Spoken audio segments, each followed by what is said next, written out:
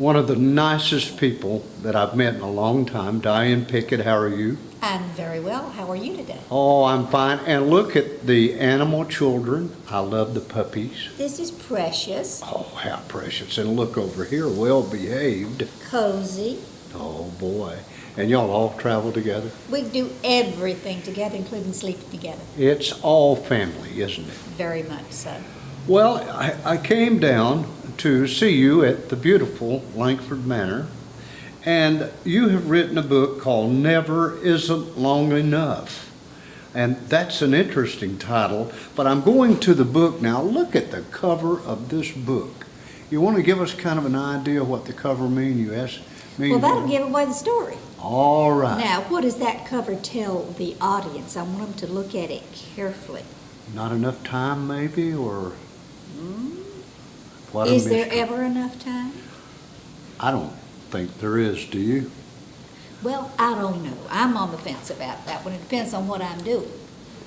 Well, now let's talk a little bit about the author. Regional, but fairly local. You were raised where? I was raised in Northwest Florida in a very small town of 5,000 people. The town is called Defuniak Springs. Now, could some of these people in your book, could some of them, if they read the book, could they kind of connect with this a little bit?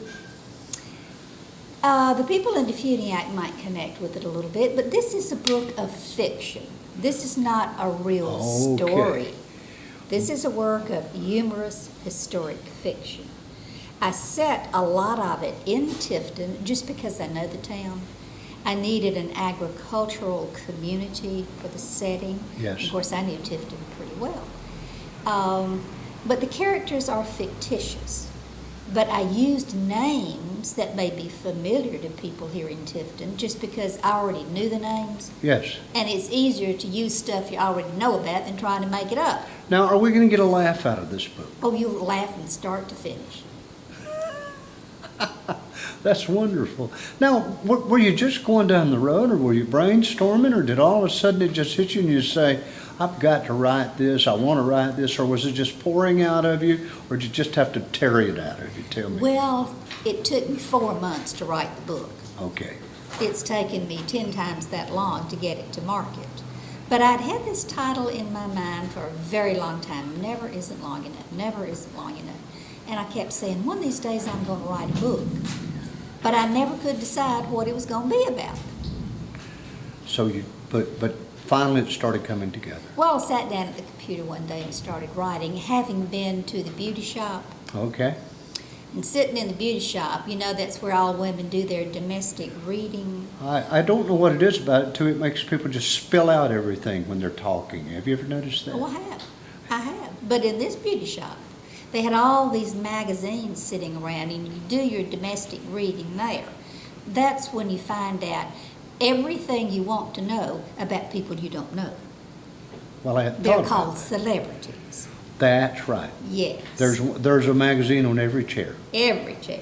So I kept reading about all these celebrities, and honey, they're just popping babies out like pancakes, thinking nothing of it. They don't care if they've got a husband or not, and the trend today is to have the babies and then get married. So I thought, that's a little bit different than when I was coming along. Yes. Because I'm now 74 years old. And when I was growing up, you didn't do that. No, when I was growing up, you didn't do it either. Yeah. Okay. So I thought I need to tell a story of what it was like for these women today who really don't understand the tough road that us other women have been down that road for them. Could we say that this is historical fiction? Of course we can. It's historical. You're going to talk about that life in this book. I'm going to talk about that life. I'm going to talk about the Roaring Twenties. I'm going to talk about the Civil War. I'm going to talk about vintage cars. I'm going to talk about moonshiners. I'm going to talk about dancing ladies. I'm going to talk about World War II and soldiers and romances. There's something in there for everybody. And we're going to laugh our way through it? Yes, you are. Are we going to be hungry when we get to the last page? We're going to say, we want some more of this.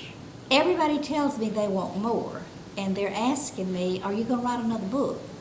So what you say? And I'm saying, yes, I am, and it's going to be called The Red Eye Gravy Trail.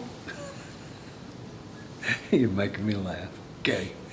And you need to tell me some restaurants that still serve red-eye gravy.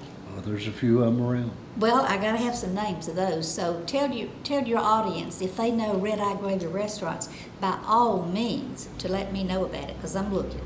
Well, this intriguing masterpiece that you've written, and I know it's a classic, and folks, if you haven't seen it, you're going to see it.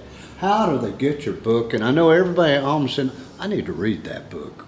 So how do they get your book? Well, you can get it in two ways. You can go on Amazon and get it through Amazon. It's $13.95. It also has a Kindle version, all of those ebook things. And in Tifton, you can get it at the Langford Manor. That's right up here on the corner of Love Avenue and 4th Street, Correct. across from First Baptist Church. Correct. This is the spot, and Sandra will have them in inventory, so all you gotta do is come by and pick up one. Right, and she's here Thursday through Saturday. Yeah, and it's wonderful. I am tickled to death to meet you, and I have a soft spot for artists, musicians, and writers. Always have. I reckon I will always. And I just wish you the best. I wish all of you at home were here to meet this marvelous person who has written the book. What a personality. And if any of that personality is in these pages, oh, you're going to love it. Oh, There's it's no there. doubt. It's an edgy kind of book. It tells you everything about the South you've always suspected was true. And everything your mama told you was true really is true. Okay. Yeah. Well, listen, thanks a ton. Folks, look for it. Diane Pickett. It's a novel. Never Isn't Long Enough. I'm going to hold it up so we can get a good shot of the front of it. This is my copy. No, you can't have it. And I'm going to get it signed because when she's famous... Website. Yeah, let's talk about the website. We're going to put it on the screen. What's the website? The website is www.uphillpublishing.com. Okay. You can And also look at Facebook. look all over, and we're going to put all that on the screen so you can get it. Listen, again, thank you so much. A pleasure. Thank you for having me. And thank you for letting us do our little part. See you next time. Thanks.